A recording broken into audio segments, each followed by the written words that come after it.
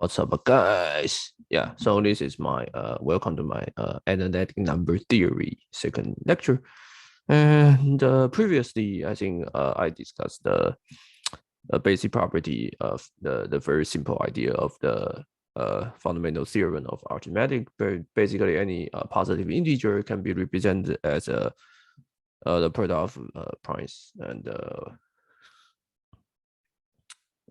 without the up to permutation. So in this video, let's say this is chapter 1 that I want to talk about some basic arithmetic function. The arithmetic function. Now, this is very elementary. This is elementary theory. Okay, so the idea is that I want to introduce some common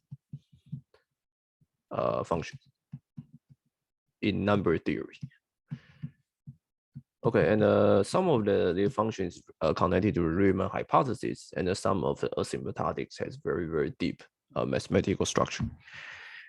Okay, so the first one will be very simple. Oh, by the way, this arithmetic function defined to be the integer to a complex number. So the first one is constant function, which is very simple. That nothing need to say. Okay, and let's maybe move to the second one. And so this constant or identity or some other functions, this is not very interesting. Second is that a Mobius function. Okay,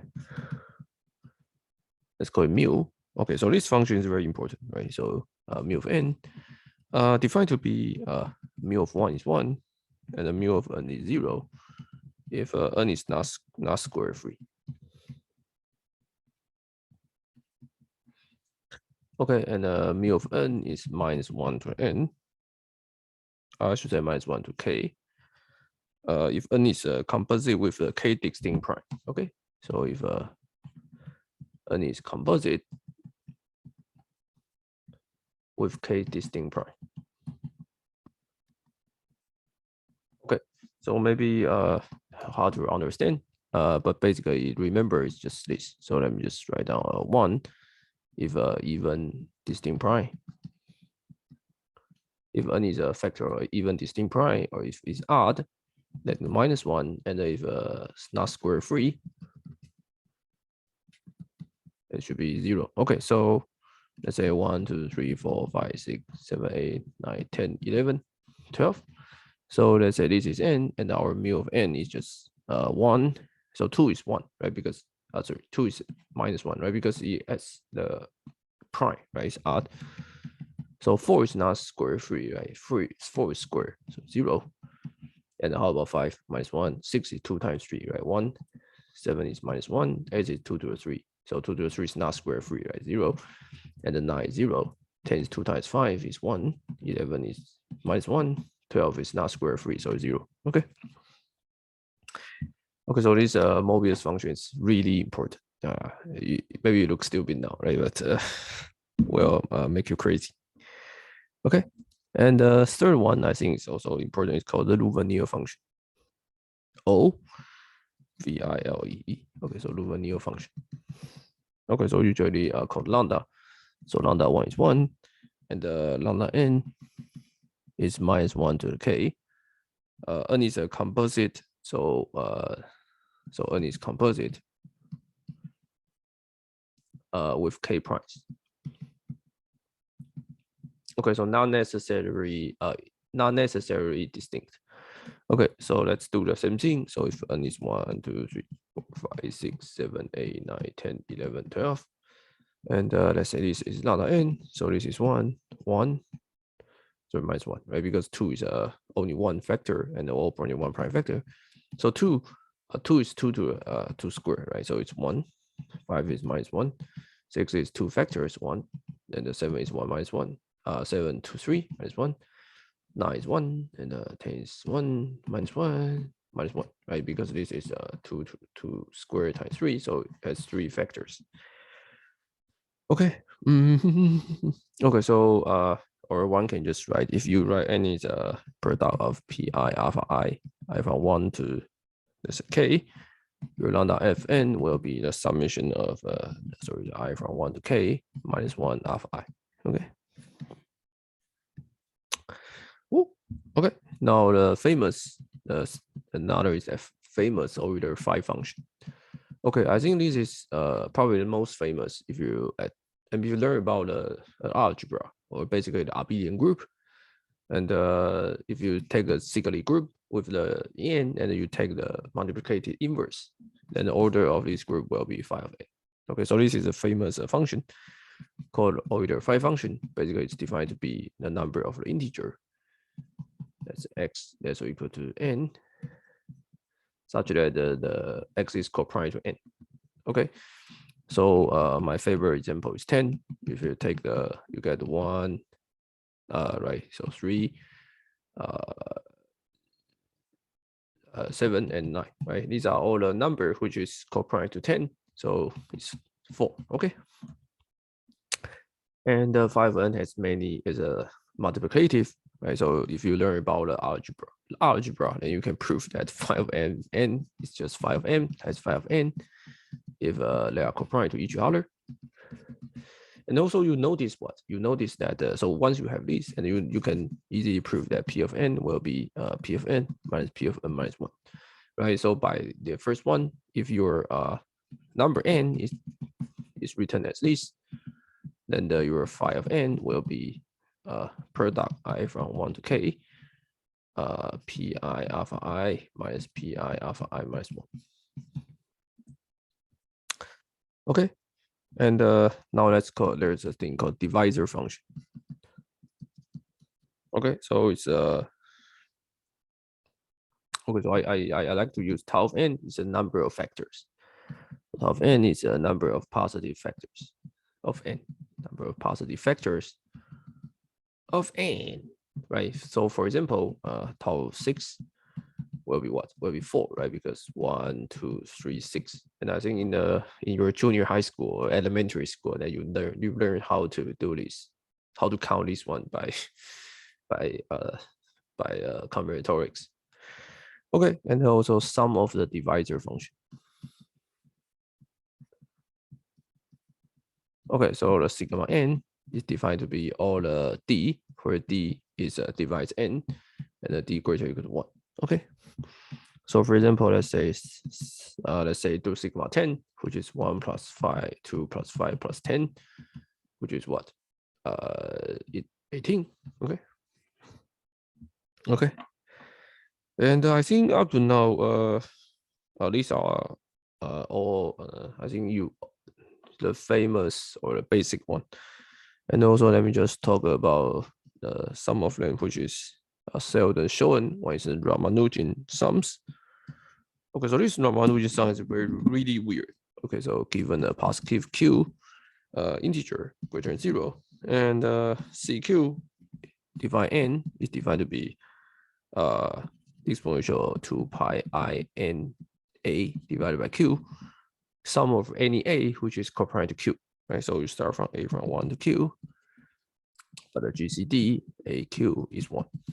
Okay. And also this is 1, and this is also another famous one, which is Van Goemel function. Okay, so this function is really important in the Riemann hypothesis. Okay, so basically lambda n is defined to be 0 if n is not prime power. If n is prime power, then defined to be log p. Okay, so yeah, so this is some famous arithmetic function. And let me just write down another definition, which is very important, called the complete multiplicative. Okay, so when I say n from C is a complete multiplicative, okay, means that satisfy the first two conditions. If one is f1 is 1, so basically f cannot be 0. Okay. The second is that f of n is just f of m times f of n. Okay. Basically complete multiplicative. So if there's a condition that mn equals to f of n, if they are co-prime to each other, then this is called a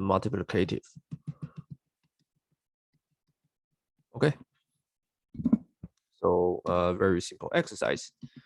The famous result is what I just showed. The Euler phi function is complete the multiplicative, and also the tau function is complete. The multiplicative is not complete, but multiplicative. Okay. And I think sigma is also multiplicative. Okay. Okay, so let me just write down theorem. Okay, so this theorem says that let's say the f is completely multiplicative. Okay, if and only if f1 is 1, this is trivial, right? By what I already write, and f of n defined to be need to satisfy this.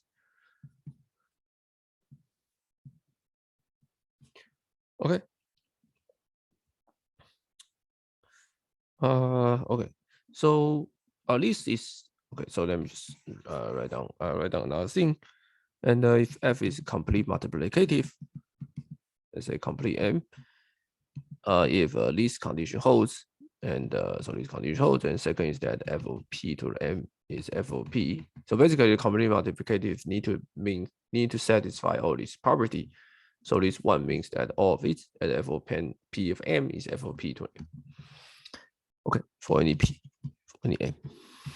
Okay, so I think we don't need to prove this, right? Almost trivial, because if you define this, then by definition it's complete multiplicative, because it's complete it's multiplicative means that f is dependent on its prime factor, right? Because the GCD, if the GCD is 1, then it's called multiplicative. So multiplicative only depends on the prime factor, right? So once you determine all the f on the prime factors, then we will all the prime power, then it will give you the number, right? So the simple just say that the multiplicative f determined by prime power. Okay, so once you determine each prime power, then this guy is fixed, right? And if it's complete multiplicative, then f is determined only by prime number, right? So once you fix f of 3, f of 5, f of 7, then you get everything. Okay, I think I don't need to prove this because it's almost trivial by definition. Okay. Ooh. Okay, so let me just write down our theorem. So up to now, everything is trivial, right? So it seems like analytic number theory is not difficult. We are just saying something which is elementary school, right? But we will get very difficult if you try to prove something, which is really weird. Okay, so the FG, if FG are multiplicative, okay, then the first one is that if you define f of gn to be f of n, g of n, then fg is multiplicative. This is trivial. Second is that f quotient g divided by g is multiplicative if g is not 0. Okay, so everything is trivial. Okay, it's very happy that we are just saying some trivial thing. Okay. Okay, and yeah, so in the next video, I will want to talk about Mobius transformation, and I also want to talk about some important properties of all these functions. Okay, and once I talk these, then I think I will quickly go to the so-called dirichlet products, and the things will get very difficult once we bypass this and we try to bound something. Okay, so for example, the hard part for the analytic number theory is that you try to find bound like all these arithmetic function, right? So how do you bound this for the larger n? Okay, so one of the Riemann conjecture basically says that if n is greater than something, then sigma n is basically has some strange asymptotic bounds. Okay, so this is really weird. So also all these kind of things will come up once we learn about complex analysis and using that kind of tool to attack analytic number theory. Okay, so that's it. So in the next video, I will talk about some basic property of all these functions, and should be very quick. And after that, we can go to the simple asymptotics. Okay, see you guys next video.